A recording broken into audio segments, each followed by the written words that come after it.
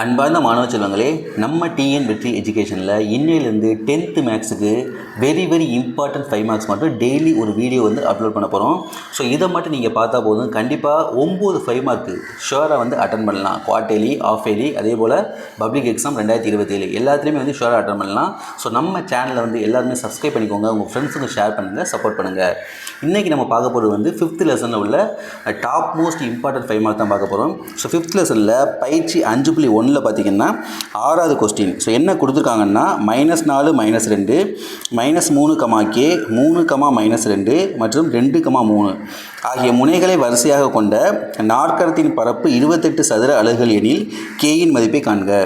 அதாவது நாற்கரத்தின் பரப்பு வந்து அதோட ஆன்சர் உங்களுக்கு கொடுத்துட்டாங்க. அந்த ஆன்சரை வச்சு இதில் உள்ள இந்த கேயோட வேல்யூ வந்து நம்ம வந்து கண்டுபிடிக்கணும்.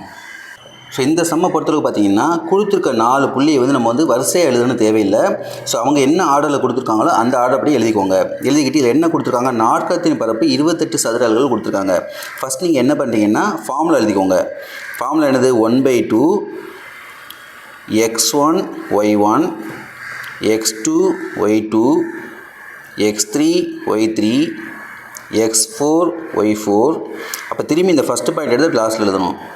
x1 y1 இதான் வந்து ஃபார்முலா. இதோட ஆன்சர் தான் பார்த்தீங்கன்னா 28 நம்மளுக்கு கொடுத்துருக்காங்க.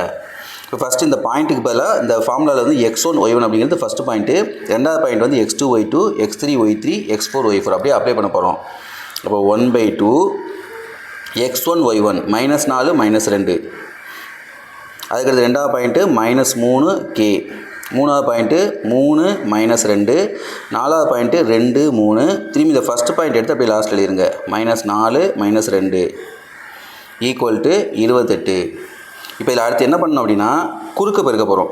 அதாவது ஃபஸ்ட்டு இப்படி மேலேருந்து கீழே இந்த மாதிரி குறுக்க ஃபஸ்ட்டு பெருக்கணும்.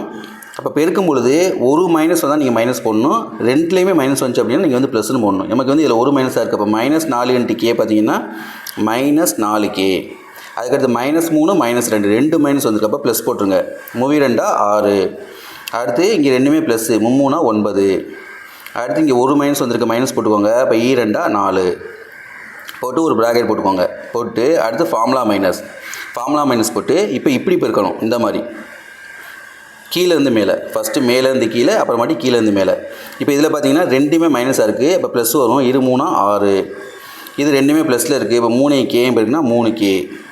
அதுக்கடுத்து இங்கே ஒரு மைனஸ் இருக்குது, மைனஸ் போட்டுக்கோங்க. 2 2 இருக்குன்னா 4. இங்கேயே ஒரு மைனஸ் இருக்குது, மைனஸ் போட்டுக்கோங்க. 3 4 இருக்குன்னா 12 ஈக்குவல் டு இந்த பக்கம் என்ன இருக்குது, 28 கொடுத்துருக்காங்க. ஸோ 28 இன்ட்டு போட்டு இந்த பக்கம் வந்து நமக்கு 2 வந்து டிவைடில் இருக்குது, அதாவது வகுத்தல் இருக்குது. அங்கிட்டு போனால் பெருக்கலாம் மாறிடும். இப்போ 28 × 2.